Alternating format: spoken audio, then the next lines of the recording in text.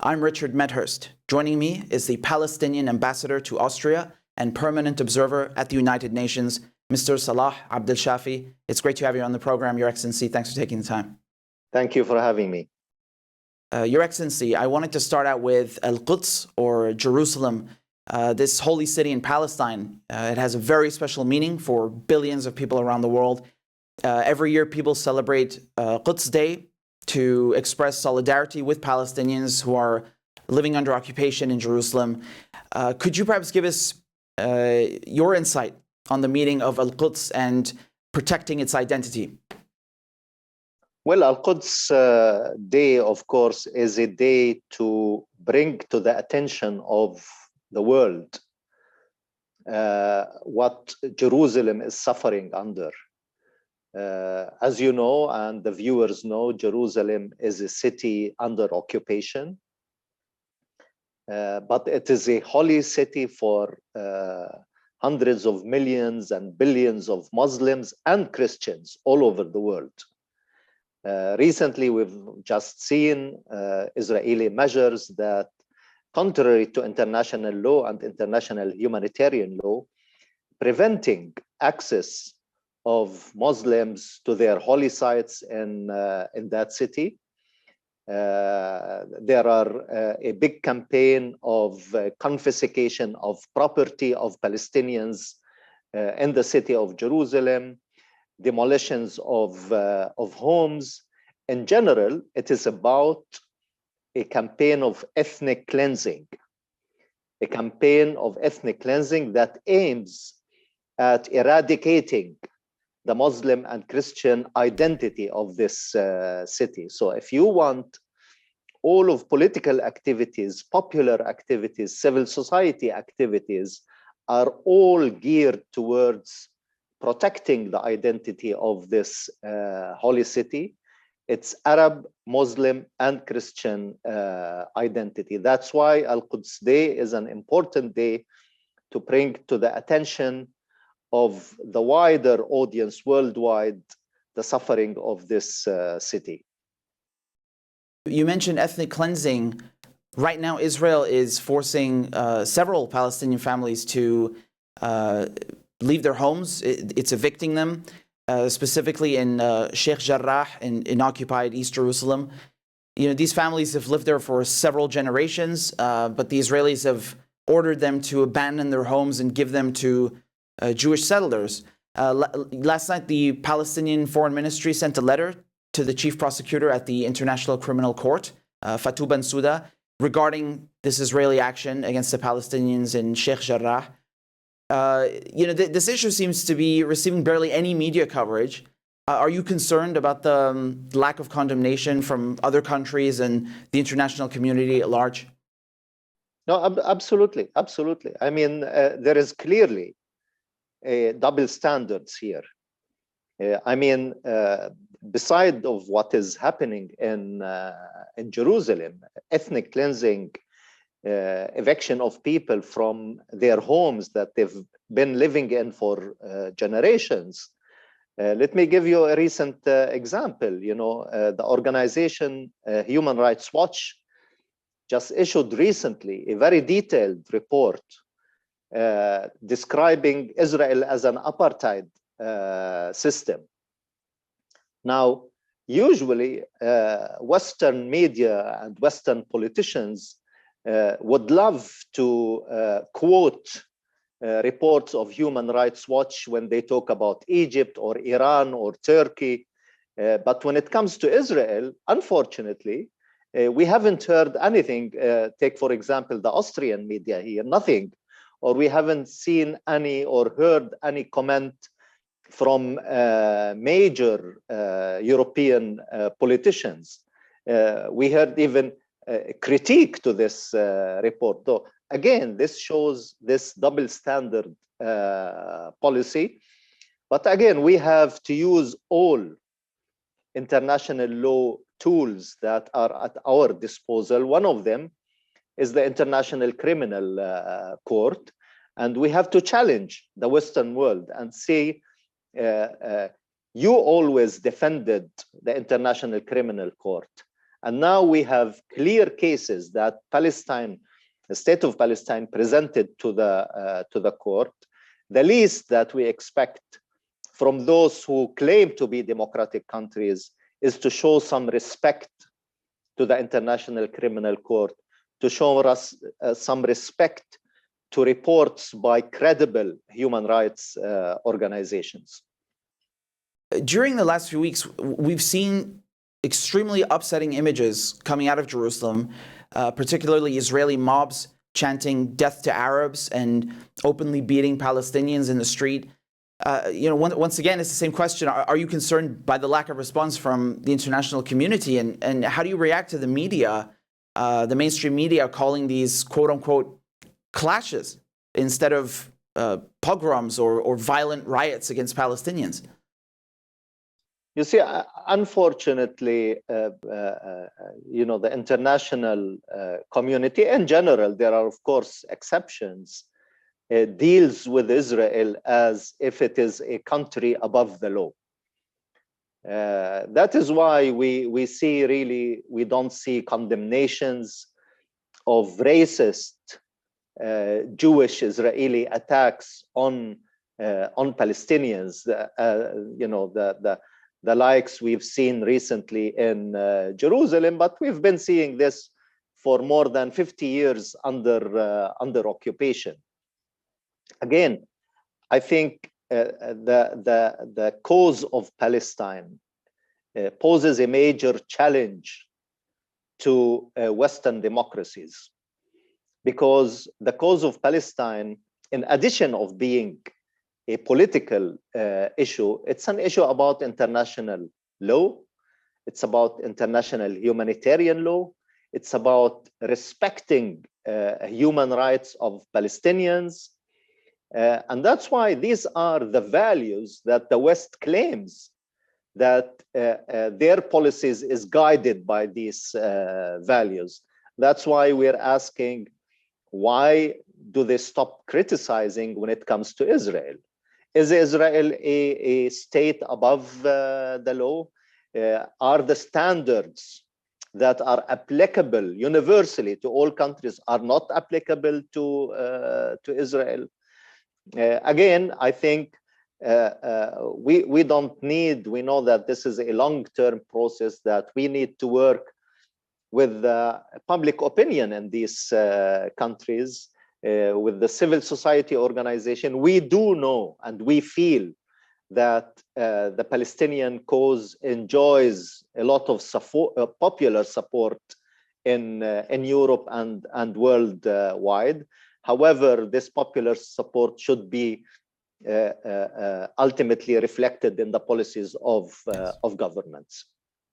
So speaking of Al-Quds, of Jerusalem, specifically in East Jerusalem, its residents are being blocked from voting in the elections, which prompted President Abbas to postpone them. Has there been any response from the Israeli side why they won't allow people to vote? And can you tell us more about the situation, and if you know when the elections might actually end up taking place, if you have a guess? No, there was no response from the Israelis. Simply, Israel considers East Jerusalem as part of the state of Israel. And that's why they wouldn't allow elections to take place, although this is contrary to existing agreements. And we already had 3 times elections, and Palestinians from East Jerusalem were able to participate in the elections, to run in the elections, to campaign in the elections. And for us, the issue of Jerusalem is very crucial. We cannot hold Palestinian elections without Jerusalem, because if we do this without the participation of Jerusalem, we de facto agree that East Jerusalem is not part of Palestine. So again, we in preparation for the election, we've asked the European Union, we've asked several the international community to interfere, to put pressure on Israel that they would allow for elections to take place in East Jerusalem. Unfortunately, I can say that the efforts that were exerted by the international communities was, half-hearted, or they just provided lip service. Once again, Palestinian elections are a Palestinian necessity, but also the international community has always been calling us for holding elections. And that's why we decided to go through this democratic process and ask them for assistance. Again, when it comes to Israel, unfortunately, we don't see any serious effort on the side of the international community to assist in this. We hope we will to engage with all political factions in Palestine to find a way of holding elections and still not compromising politically on the issue of East Jerusalem, because according to the international law, East Jerusalem is a Palestinian territory and it should be the capital of a future Palestinian state. Yes, absolutely. They make a lot of criticisms that there are no democratic processes, but when Arabs try to undertake this, Palestinians try to undertake this, they block them. Your Excellency, do you have maybe a guess or an estimate, just a rough estimate, when we might actually end up seeing elections taking place, given the current situation? No, I really don't at this stage can give any predictions on this. However, everybody is interested in, as soon as possible, to be able to agree on a future date that hopefully will not exceed the end of this year. Given all these tensions that are taking place in Jerusalem recently, I've seen various media outlets move to describe them as an intifada. Do you think that's an accurate term to describe what's going on, or is it perhaps a bit too loaded? You see, it's really difficult to at this stage to speak about intifada, because the concept of intifada is a much wider, is a popular movement that is involving each and every corner of the occupied Palestinian territories.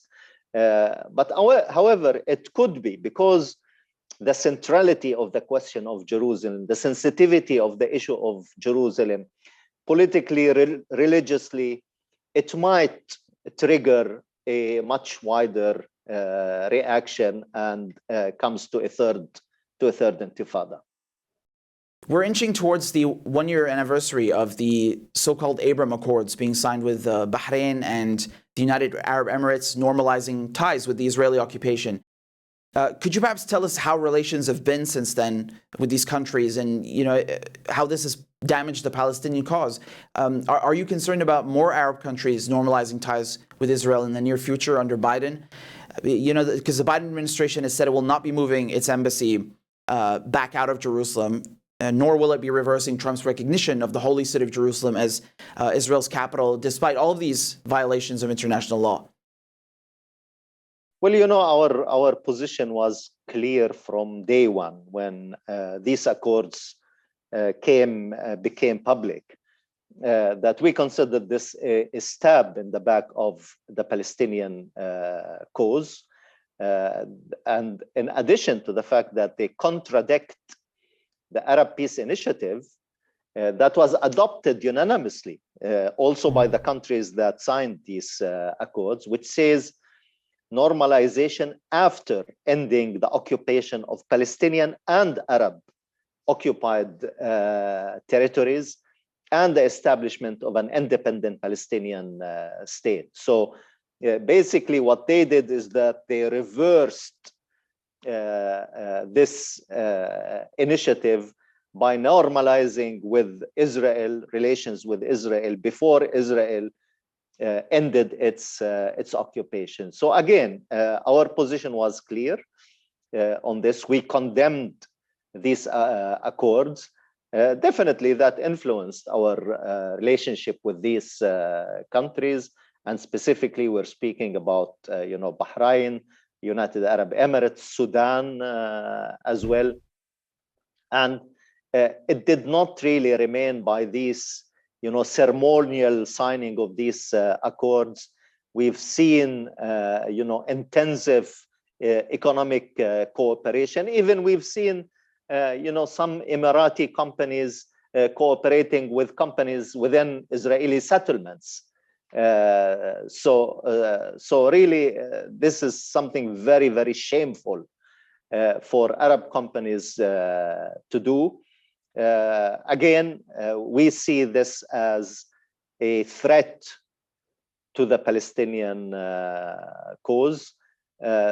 If to answering your question, if we're expecting other countries to follow, it's really difficult to predict. I think for the Biden administration, probably the issue of the Israeli-Palestinian conflict does not stand at the top of its priorities, although they will not reverse previous steps by the Trump administration. However, I don't think that they will be actively engaged in the region. They have other priorities. They have the Iran deal. They have their conflict with China, their conflicts with Russia. So Middle East is not necessarily on the top of their agenda. However, we know that the Biden administration would definitely also welcome any developments along that path of normalizing with Israel, although we don't think that they will actively pursue it, as was the case with the Trump administration. Your Excellency, I'd like to ask you about a particular case. There's a 32-year-old Palestinian man, Iyad al-Hallaq, who was shot dead by Israeli border police in cold blood almost 1 year ago now, in May 2020. And this happened actually at the exact same time, just a few days apart from George Floyd's death. And when that happened in the United States, they had huge protests and calls for reform and a new policing act named after him. But I go to look up what happened to Iyad, and I covered his case. There's nothing in the media since 6 months. So I was wondering if you had perhaps any information about his case and what's happening there. You see, Iyad al-Hallaq's case and tens and hundreds of other cases were put on the shelf. You see, Israel has always been acting in impunity. And the problem is that, again, the international community never held Israel accountable. We are trying through our membership in the International Criminal Court to hold Israel accountable for the crimes that they've committed and they've been committing in the occupied Palestinian territories. George Floyd famous say before he died, "I cannot breathe." We Palestinians, we cannot breathe since 1948. And we haven't seen any active support from the international community, at least to hold Israel accountable. Because as long as Israel can act with impunity and they are not held accountable, Israel will continue with its crimes against humanity when it comes to the Palestinians.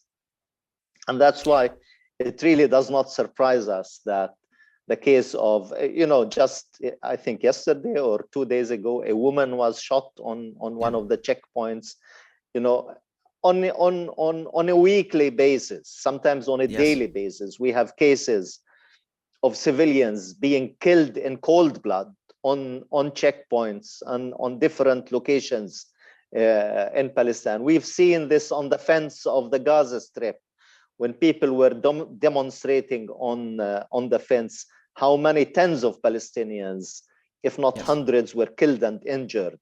And still, Israel was not held accountable. So the case, unfortunately, I have to say, the case of Iyad al-Hallaq is like any other case.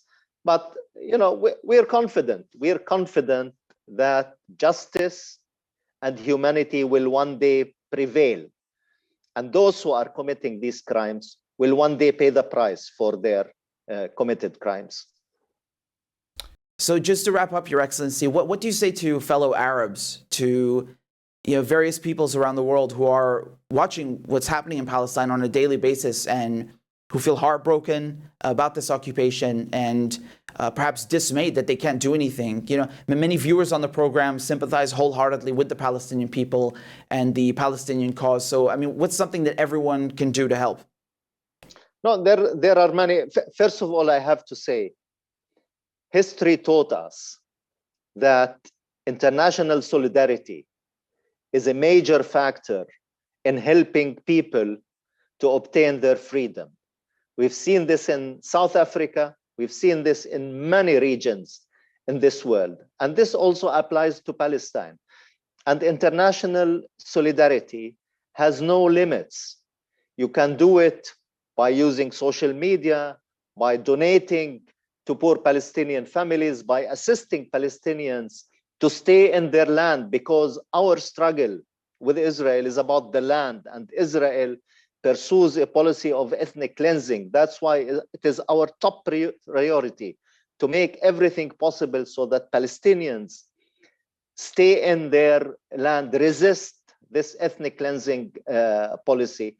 And for this, we do need the assistance and solidarity and struggle of each and every individual in this world. And we are always with you. Shukran Sa'adat al-Safir. Your Excellency, Ambassador Abdel-Shafi, thank you for your time. Great speaking with you and having you on the program. Thank you. Bye-bye. Thank you. Ma'as salama. Bye-bye. Ma'as salama.